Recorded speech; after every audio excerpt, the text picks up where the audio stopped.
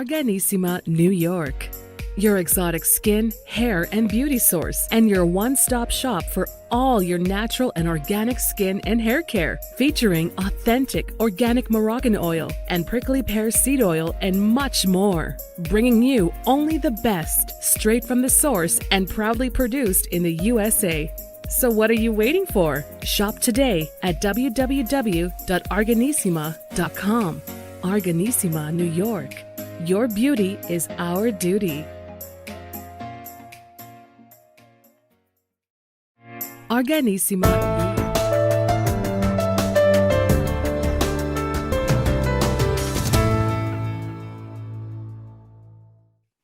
All right, all right. Welcome back to the iHealth Radio show, an exclusive today with a unique, special, inspirational guest that, it is a true honor to have with us today, Jessica Cox, who is a personality, a keynote speaker, and a motivational speaker, an inspirational speaker. She has I don't think I've had actually a Guinness record person on the show, and we do have one today. And again, we're going to confirm all that discussion today. So Jessica, welcome to the show. How are you? Doing good. Thank you for having me. All right, all right. Well, it is my pleasure. It is a true pleasure and an honor to have you. I mean, I've had so many shows before and so many guests, and we've talked about motivation, inspiration, and every unique story we had was very unique in its own and so special. But you took your case to the next level. so today we're going to bring people to a unique opportunity to understand, that if you have resilience, if you have determination, despite all the barriers, you can do and you can make your dreams come true. So that being said, the best way to do this is have you tell us a little bit about your story, that from the beginning, and then we can go from there about questions that people might have that probably would want to ask, and I'll just ask them on their behalf anyway. So Jessica, welcome, and tell us about your story. It is intriguing. I have been a pilot now for 15 years. I'm sorry, I started in 2008. And I started training in 2005, but I do all of that as someone without arms, and I've done everything in my life. Most people know me as the pilot who flew a plane with her feet, but I also have accomplished other things. And from the very beginning, I was born without arms, and it was a very hard start in life because I had to deal with a lot of feeling like I was the only one. Like I was bullied, I was picked on, and I felt left out at times. So there was a lot of anger and frustration in the beginning, but I had wonderful parents who taught me to believe that I could do anything. And I went through life. I went to a regular public school for elementary, middle, and high school, then on to a public university, and all the while doing so many things as a kid. I mean, I started Taekwondo when I was 10, and I'm now a 4th degree black belt in American Taekwondo, and I've practiced it probably twice to 3 times a week. And for me, that's a wonderful outlet for exercise. And I also got the state champion title in 2014 for my division. I've done a couple other things like surfing, scuba diving. I drive a vehicle with my feet, and I just do everything in life that most people think about, but instead of using hands, I use my toes and my feet. Wow. I mean, I didn't mention that first part, about the ability to do all these things without arms. And, many people have challenges to do it with arms. I mean, all these things that you've achieved and you've been doing, despite growing up, as you said, I mean, I'm sure it is difficult. Unfortunately, society can be brutal. And actually, we did have a show before about bullying, and people get bullied for various reasons. And you've experienced it firsthand, and that didn't stop you. And of course, you had the right surroundings, the environment. Your parents were there for you, and they supported you and gave you all the motivation as well. But you took it to the next level. I mean, I have a dear position when it comes to the martial arts specifically, and Taekwondo is something I've practiced myself. So I know that is some cool stuff out there, and I'm sure I wouldn't mess with you. But it's a great thing, and again, even achieving a fourth degree and also getting a championship, and then I mean the ultimate one is really flying. I mean that is where it is the end of the line here when it comes to like people having issues or complaining about life and whether they can do things or not. I think if people have to listen to this, they have to realize that you can do this if you want it. Anything is possible in life. What do you say to that? I agree with you because a lot of times we come up with excuses why we can't do it or why we won't do it. And really, it's about making that choice of whether we're going to pursue it till it's done and whether we're going to focus in on the goal and just keep doing what it takes, figuring out a way, finding a way, and making it possible. Just like my whole theme of achieve the impossible. When I speak on stage, I talk about how all of us have these impossibilities in our head. We all have a concept of what we think is possible, and we want to achieve our impossible so that so that we feel that confidence and that empowerment from achievement, because with that it helps us build on more challenges. It helps us to get through the daily grind and through the challenges of having a bad day. And so that's why I always challenge people to achieve their own impossible. And that is a very key word, impossible. And there's so many I guess quotations and memes on it, and the word itself says I'm possible. I don't know if you read that before or you probably used it, but it is unique as you can see it and you can hear it, and but not only that, you can really project it. I mean, you have demonstrated that, and for many people they may think that is totally impossible, yet it is possible. And if I am in the audience right now listening to you, I have to get up and say, you know what, I was thinking about doing this, I was thinking about doing the other thing. It is time for me to actually get up and get it done. No excuses. You're right. People put a lot of excuses for everything. And it is typical for all of us that, we just sit and say, you know what? Oh, I can't do this. I can't do this. And we always find 10,000 reasons why we can't, as opposed to 10,000 reasons why we can. So before we get into, that inspiration, motivation piece, let's go back to your childhood, your growth, and really just, interacting in society. And how was it like growing up? What are some of the challenges besides the bullying part? I mean, you had to, do different things, right, and learn different skills to be able to do what things that you're doing today. Yes, I always had a difficult time with just small things that maybe some people may not think are difficult. When you think about it, you just, kind of take it with just take it like for granted. For example, getting dressed on my own was always a difficult thing. I mean, I didn't start learning how to be fully independent till I was about 11. And so it was harder for me. It takes more energy. For example, I get dressed in the morning, it takes more energy and effort for me to do that. But I figured out a way how to do that independently. And but those things are what probably most people don't think twice about, is how do you get your clothes on? And for me, it was a process of learning how to make it work when you don't have arms.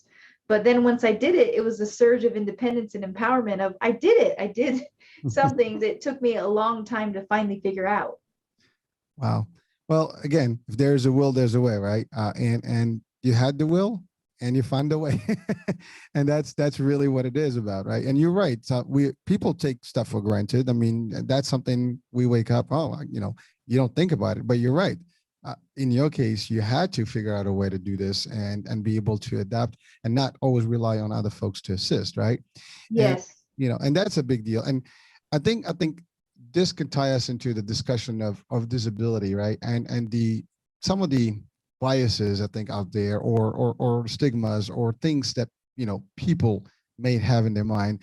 you've actually crossed that barrier. You destroyed that that whole stigma business here, I think. But how did did you encounter issues in terms of like disability access and things like that growing up and even today? Oh yeah, there are always, even today, there are a lot of ways in which we can get better at inclusion for people with disabilities, and even in companies, like a lot of people with disabilities, it's hard to find jobs, and they're perfectly qualified, but a lot of people get hung up on the disability, and they don't see the person's skills or their knowledge and abilities to do things despite the disability. And so for me, I'm an advocate as well of making sure that the world understands that we are capable of doing some wonderful things, and reminding them that we are just as capable, and in some areas even more capable at accomplishing things. And that advocacy aspect is something that I always incorporate when I'm speaking to companies and speaking to corporations, is that we all have some unconscious bias about our encounters with people with disabilities. We have some level of that, or have had it in the past. Mhm. And the best way to overcome it is to acknowledge, communicate, consider, having empathy and not pity, making sure that we use people first language and we trust. And so I use that example to share with other people, like I just did yesterday when I spoke to a group. Mm. Wow. Well, again, it's amazing because people think of disability as such, but at the end of the day, everybody, in their own way, can experience disability. And unfortunately, people don't realize that, any one of us at any given day can experience some sort of disability. No one has a guarantee. And in your case, I mean, it was not choice, that was birth, right? But, you know, you're right. You do see today that there's still not an inclusion across all different levels, and it depends on the mentality of people and how they see things. And some people, they just have not evolved to the point to understand that a disability cannot necessarily be a limitation.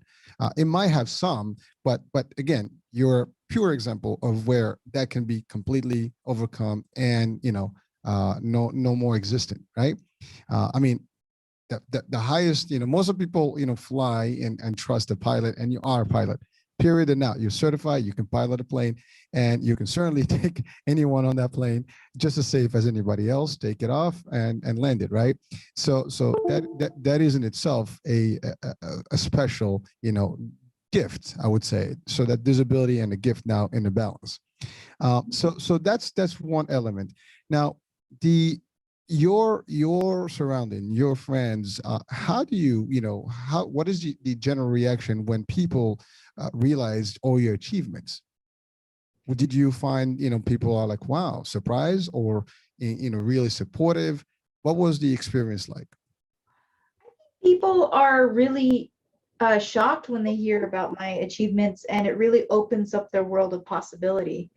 Um, like, for example, I know of someone who inspired me when I was a young person, and she had a disability. And when I heard about everything she did, it made me realize, wow, if she can do that, then I can do anything I want to do.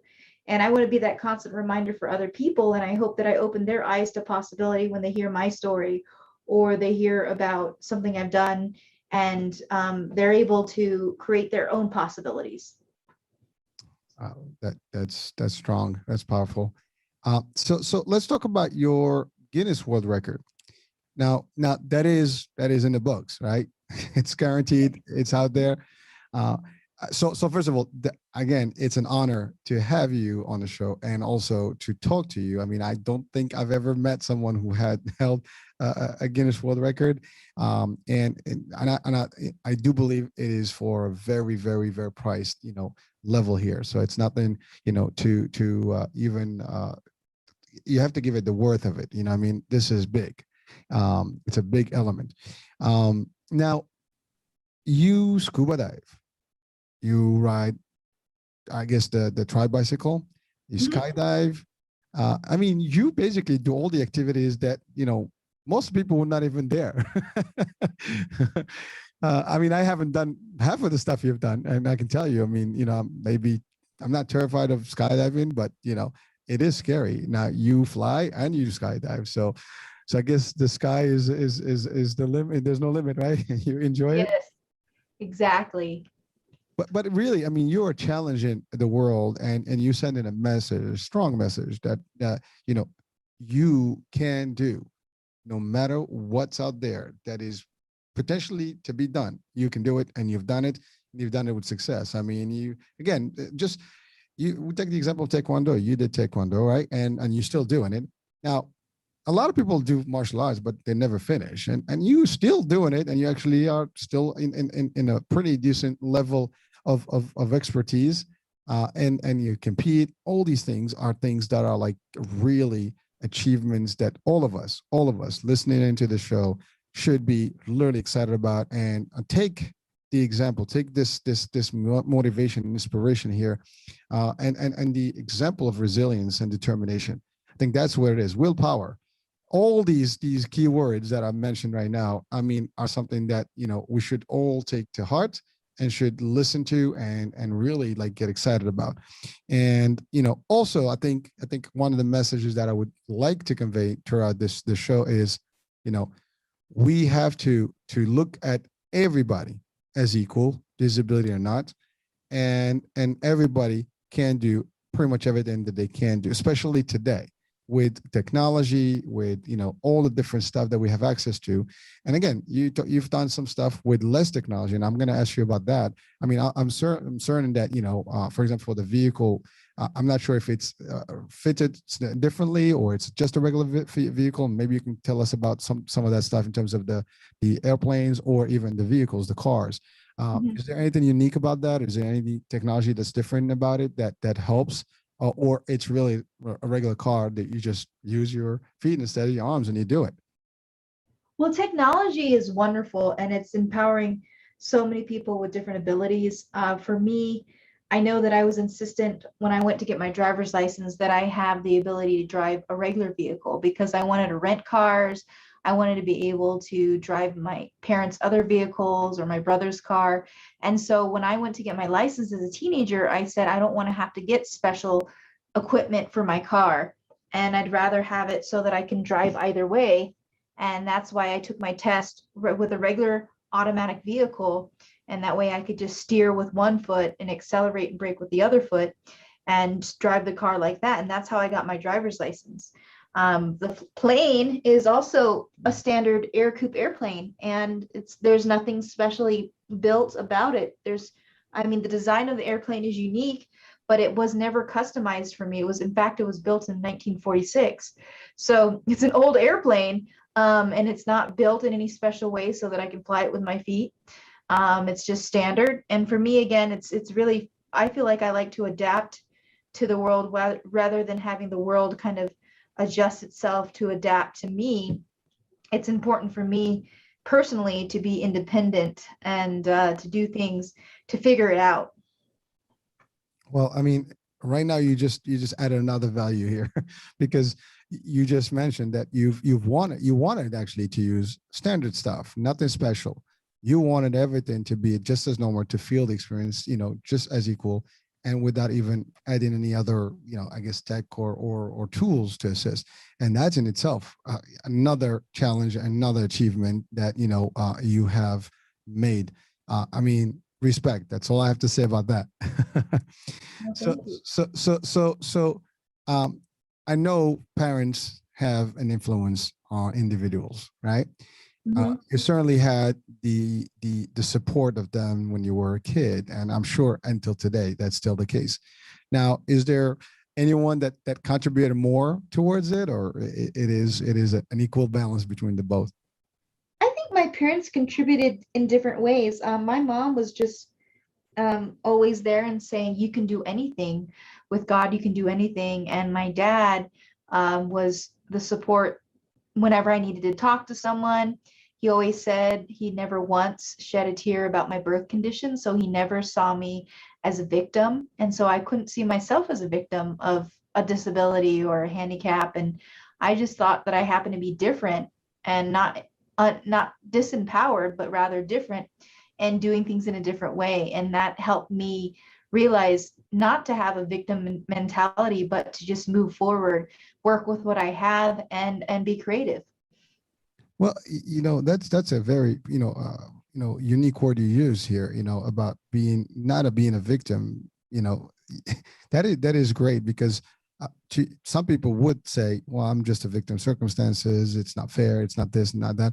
And they can hold on to that, right? And therefore they inhibit their own abilities as opposed to, well, like you said, different, but not, it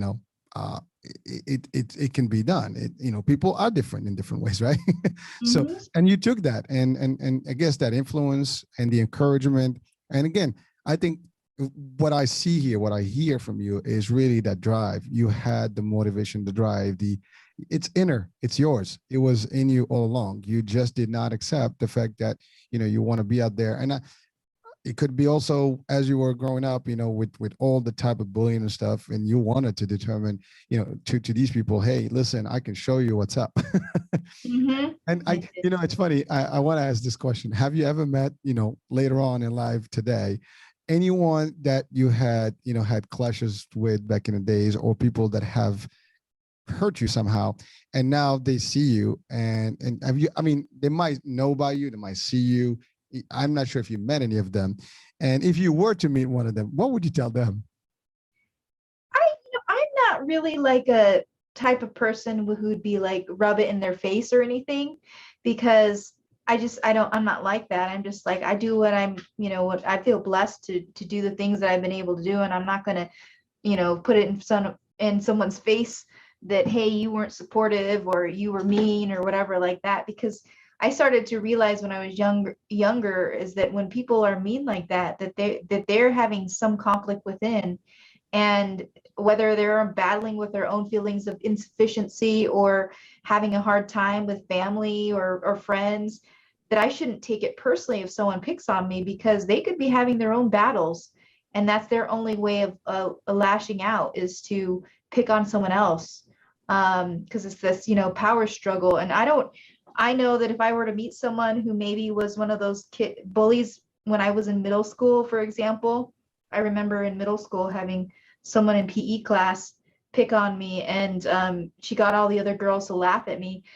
And I was like, I remember how hurt I was and how crushed I was, but I wouldn't make an effort if I met her today and saw her today. I wouldn't make an effort to rub it in her face. But so I kind of just let that stuff pass, kind of just let it slide. It's hard, it hurts, and it becomes traumatic for us personally, but you can't hold on to it, because that just becomes baggage that's unnecessary.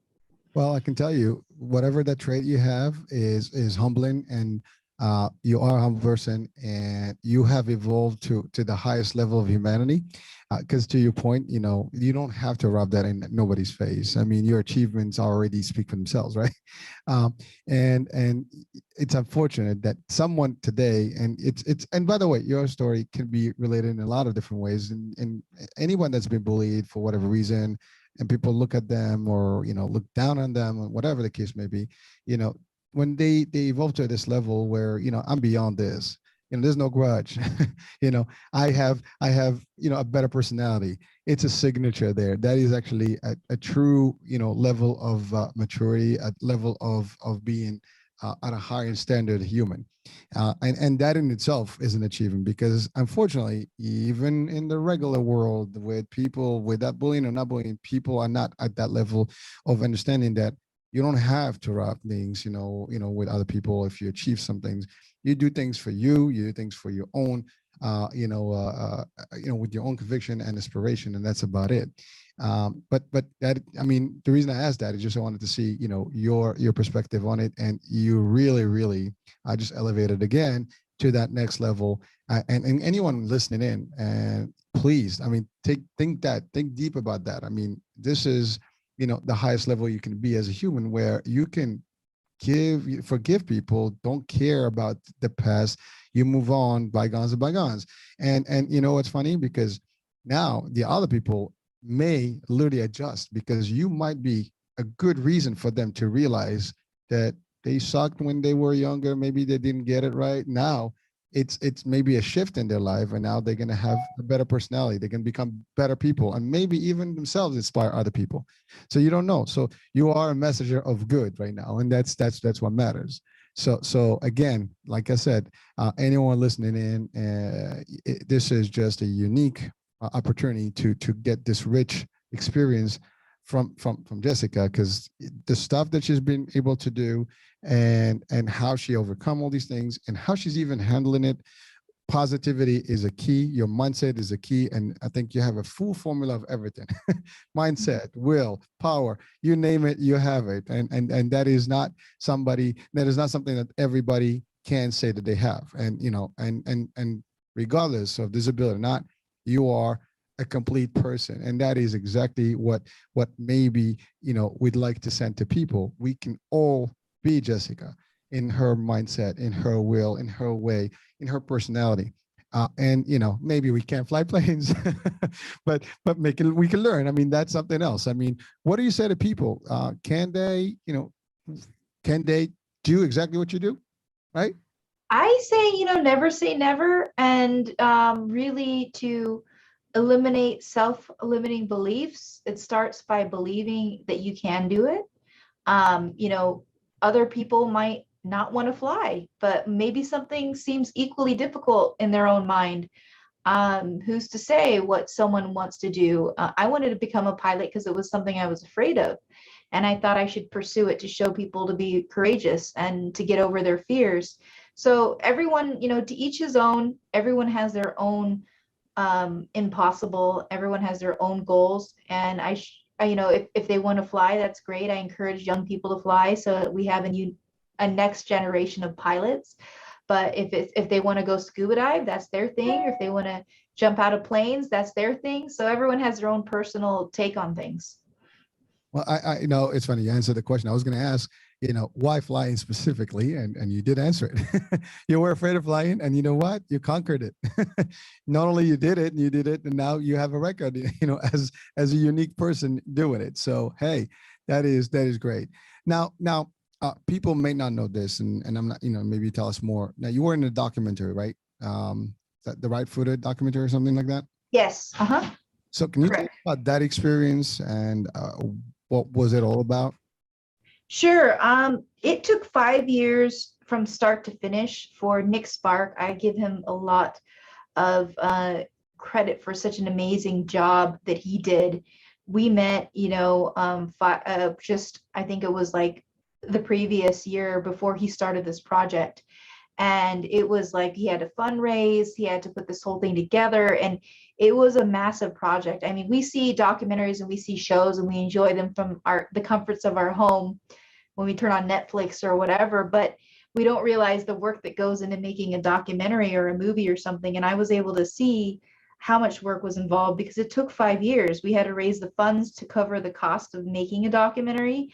And Nick Spark with his team followed me and my husband around, and we were newlyweds, and followed us around the world to Ethiopia to help with inclusion for children with disabilities in schools, and followed us to the Philippines after the super typhoon, which was like the largest typhoon in history, and then followed us to the Senate where we were lobbying for international disability treaty, and then followed us in our home, around our home, of course, during our wedding.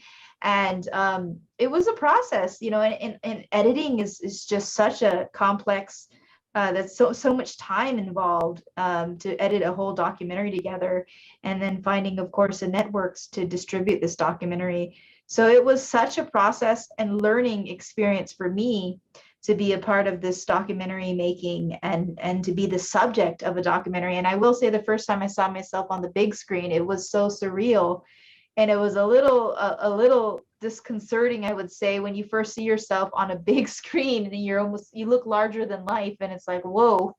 Um, so I remember the first time I saw it when we had the first rough cut.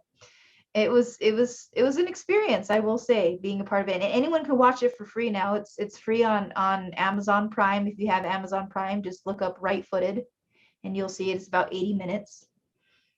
And I would highly recommend it to anyone who, but have a Kleenex box handy because it is a pretty emotional documentary. Well, listen, I mean, sometimes it's good, let it out. We all need a good day, where we just like, be with our emotions and, and it doesn't matter, people say, well, some guys don't do this, some gals don't do this, but, we're all human and we should be able to reflect our emotions, right? And, there's nothing that is a good documentary, something that's real, that gets to you and to your heart. And that shows that you still have a good personality and a person in you. Um, so now that's an experience, but the experience that is the most interesting right now that we that people might have a question about, you mentioned husband and family.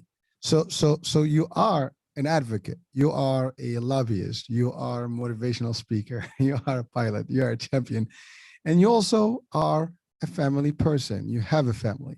So how does that how is your live work, advocacy, all that come to play as in balance here? How do you do it? Well, balance is exactly right. How do you balance it all? It's a difficult profession as a speaker when you're living out of a suitcase. Sometimes you're moving from place to place. Like I was gone when I just got back on Tuesday, and for the previous 3 weeks I was on the road.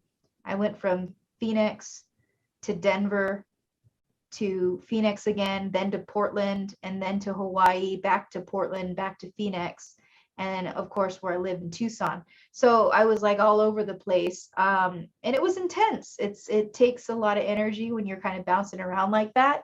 But balancing that with being a family person too, and it's all something I still continue to work on. I'm not perfect at it, but you do the best you can with what you have, and my profession takes a lot out of me, but I've learned to love it, and I love to be spontaneous anyways, so I can't sit still for very long. So it really works well with me to be invited to speak in all these places around the country or around the world. It gives me the opportunity to stay engaged and not get bored. um, so I know this question you've probably heard before. So how do you meet your husband? And what's different about your relationship, if any? Well, we have a great relationship. I met my husband through Taekwondo. He also practices Nice. American Taekwondo. He's a fifth degree black belt, and we met when I was a first degree, and he was not a fifth degree, but we met at a Taekwondo school, and we had this connection. The only thing that really connected us was our love of Taekwondo, and then we started to date outside of the school, and sure enough we really liked each other and we were compatible, and had shared different strengths and weaknesses, and it was great because we just came together in such a wonderful way now that we can continue to do this wonderful work of motivating people, inspiring people, advocating for people with disabilities together as a team. So we're more powerful than when we were just alone. And I think that's what's amazing is that, he doesn't have a disability, but he feels so passionate about disability and inclusion that he's become quite the advocate himself. And so we complement each other, and we're able to move through these boundaries and work ways of making sure that the world works towards a more inclusive society. It's great.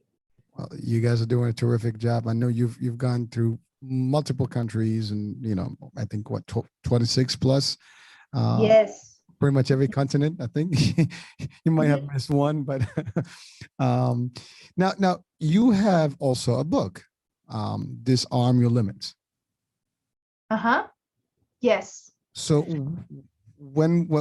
that's published, I'm assuming, right? It's already out, and what is the story about the book? I mean, is it your story? Is it a motivational book just to get people excited and inspired? What's the book about?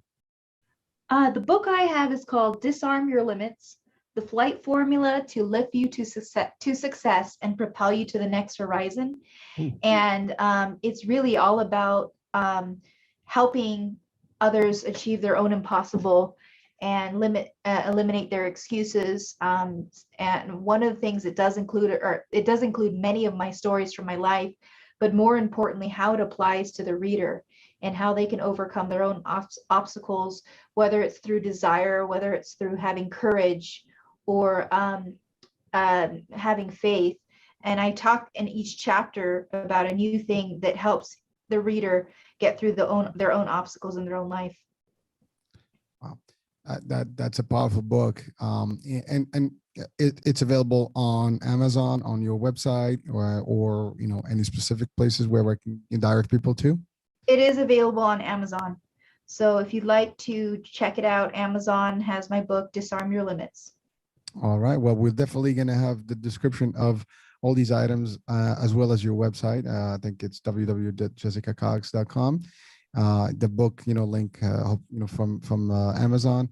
I mean, these are all super things that I think that anyone listening in, please, take the time, reach out, check out, these documentaries. I mean, the right-footed documentary, definitely the book. And again, just read about, and listen about the story of Jessica here, because it is a unique story, but it's not, she's not the only one. I mean, many people have different disabilities, and people without disabilities still have challenges, and always can use inspiration in life and motivation. And this is like the best example of true motivation and inspiration, and the example of resilience and determination. So these are actually topics that I love to discuss, and I enjoy these things because I live myself with some of these terms and concepts, and I try to share them with the audiences and the viewers and listeners of the channel and the radio. So Jessica, I mean, you have contributed right now, hopefully to thousands of people, where they can at least get a couple of items from your experience and from your message here, or messages. I mean, there's a lot of stuff that we've been talking about here, and I think each one of those pieces can be its unique message to the folks. Now, that being said, what will be, I guess, a direct message to the audience right now, or wrap up message for the show to tell people, to give advice with? Oh, for anyone listening, I just want to remind you that believe that you can do so many incredible things, and just start with that belief that you can, and don't ever give up. Be persistent, work through the challenges. Not everything's going to be easy, and the longer it takes, the harder a challenge is, the more of a reward in the end, and the more of a celebration in the end. So don't ever give up when you're struggling through something you want to really accomplish. I just want to remind you, you can do it, and don't give up, and be fearless, and make sure that you find a way, because where there's a will, there's a way, as we were saying in the interview earlier, and don't ever give up. Well, again, I think we can end the show maybe with a song here. I'm just kidding. Don't give up, right? But definitely, I mean, these are powerful words, and I shouldn't add anything to them. I mean, they're words of wisdom. So anyone listening, please take heed to this and listen, and take those words as a true guidance in life. And that's about it. I mean, there's so much that can be achieved. So Jessica, it's been a true pleasure and honor to have you on actually the radio and the show. I mean, I will potentially have this show edited somehow, to have you on the visual as well, with maybe some pics, but certainly I think there's opportunity here to share with more people. But thank you for the time. I mean, I know your time is valuable, and you travel all over the place, and you're always busy. Just making it, for us today here, that's a privilege. Thank you so much. Folks, thank you for listening on iHealth Radio. Hurricane H here with Jessica Cox, and we'll talk soon at the next show. Ciao, ciao. Bye-bye.